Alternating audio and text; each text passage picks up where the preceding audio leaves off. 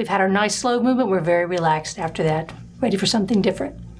But instead of just jarring us back into something exciting with a third movement that's fast, we're going to have a sort of a transitional movement that will get us back to fast without, stressing us out too much. So the third movement in the sonata cycle is called the minuet and trio.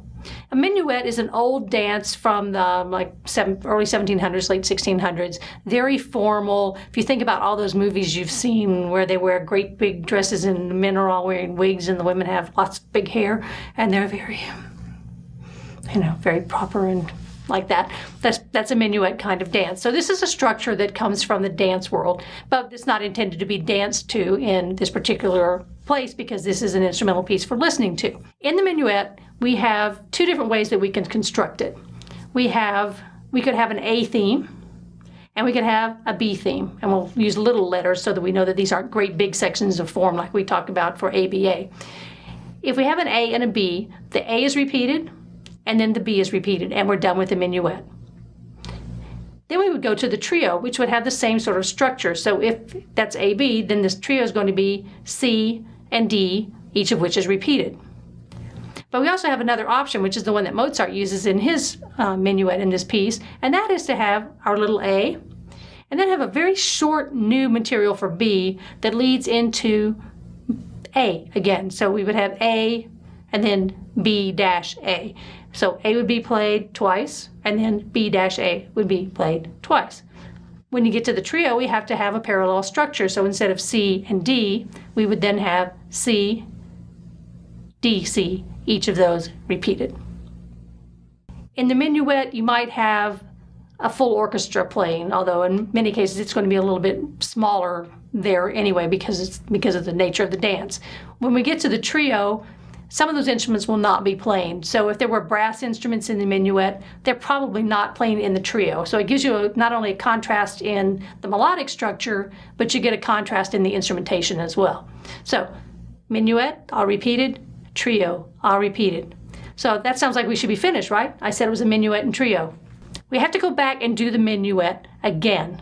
So if you were looking at the music, you would have the minuet and have its repeat sign, you'd go back, and you'd have your trio and repeat sign, go back. And then it would say da capo, meaning go back to the head. So you go back to the beginning and play the minuet again.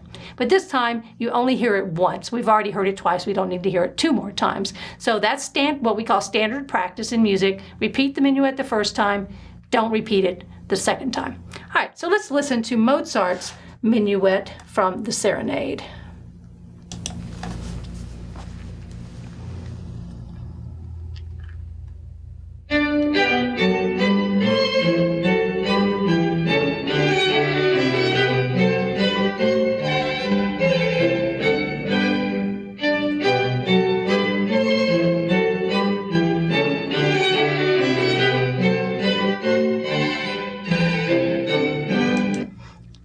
I also forgot to mention that within those things get repeated. So that was actually our little A twice.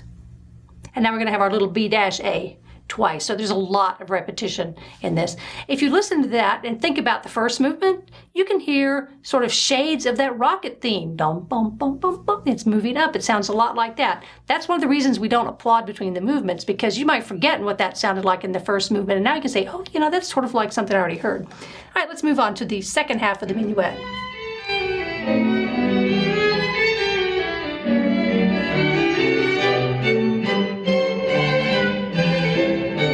Repeated.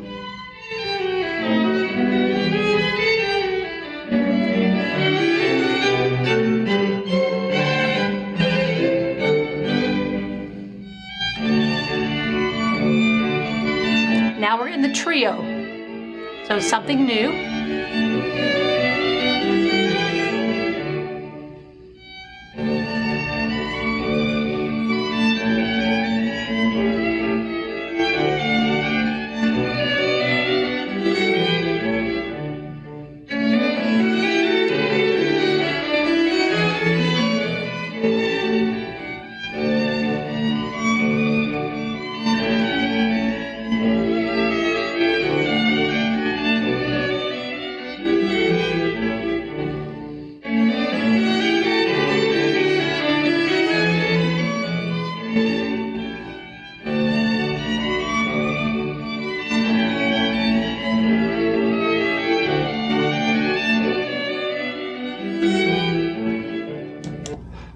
Could you hear in that one how we had our new theme, C, and then we had that little D that led back into C. Hopefully we're getting better at listening for those things. I didn't point it out, so I give you a chance to do that. Now we're going back to the minuet, this time without the repeats.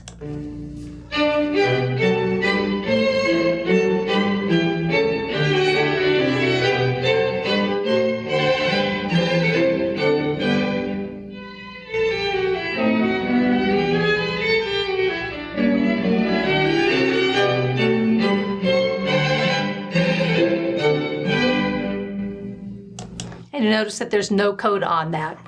We went back and played exactly what we had at the beginning, so there's no need for a coda. We are now at the bottom of that. So that's our minuet movement. Now we're going to go back to that last movement and go back to something allegro again.